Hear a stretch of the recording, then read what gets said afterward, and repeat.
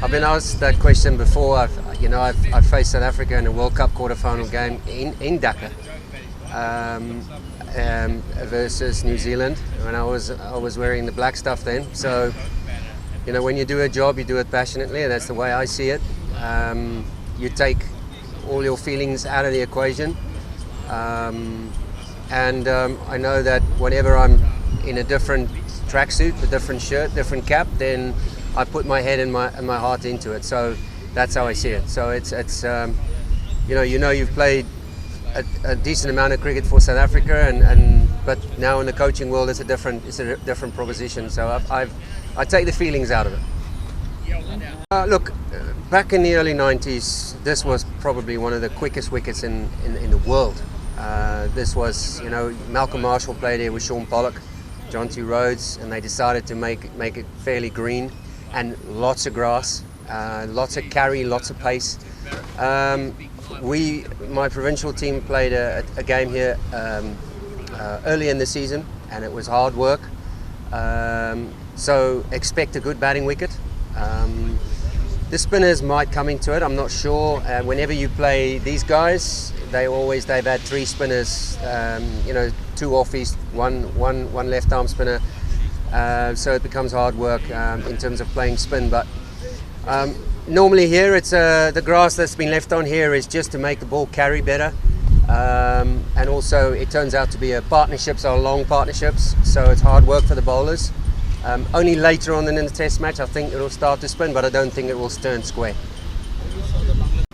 I've been pleasantly surprised, seeing them up close, and seeing guys like Tashton and Shariful, Khalid for the first time, face to face, and love their attitude, love the way that they want to give the game a crack, and good listeners, and I think they've exploited the conditions in South Africa wonderfully well with good aggression in the one-dayers, and followed plans really well. So, look, I think with South Africa, and without Rabada, without Nortje, and Gidi, it's going to be a challenge for South Africa, but their backup seamers are very good as well. So it will be led by Duant Willifeed. I think Dupavlon might come into it. I'm not sure yet, but yeah, I think it's going to be a good close test series. Yeah, very, very confident, and I think they've embraced. My approach has always been a mental approach. Cricket's about attitude and mindset, and you can have many plans in place, but if your mindset and approach is not where it should be, then you won't follow a plan.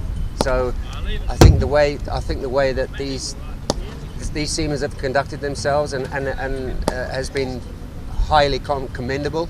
For Bangladesh to come to South Africa and beat South Africa with a strong team, that says a lot about their mindset. So it shows that it can be done. It's happened against New Zealand, and most possibly it can happen here against South Africa in their own backyard. Allan, Africans? the South African team, most of the six of them are not in the team.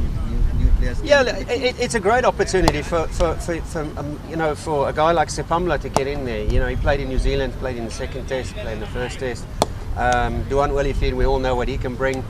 Dupavlon is the one that you've got to look out for. He's a bustly, burly bowler. He runs in all day. He's up there in the 140s. So he'll look to grab his opportunity. There's no question. It's time for some of those guys to go shine. No doubt. I've seen these guys on the domestic circuit over the last 2 years, and they've done really well. They've put up their hand for selection. So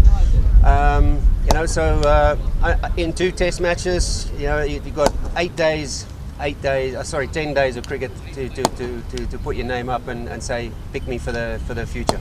Allan, if we Mainly around conditions. So, Tamim has been in my ear about, what it's like to bat here, St George's Park.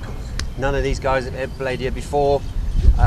These are the two sort of old grand ladies of South African Test match cricket. A lot of history in this ground. A lot of terrific cricketers has come through here, but mainly the discussions from from the batters has been around, listen, what can we expect here? That's mainly been the discussion. For more updates, subscribe to our YouTube channel and click on the bell icon. Follow us on Facebook and Instagram. Don't forget to like, comment and share. Visit TSports.com.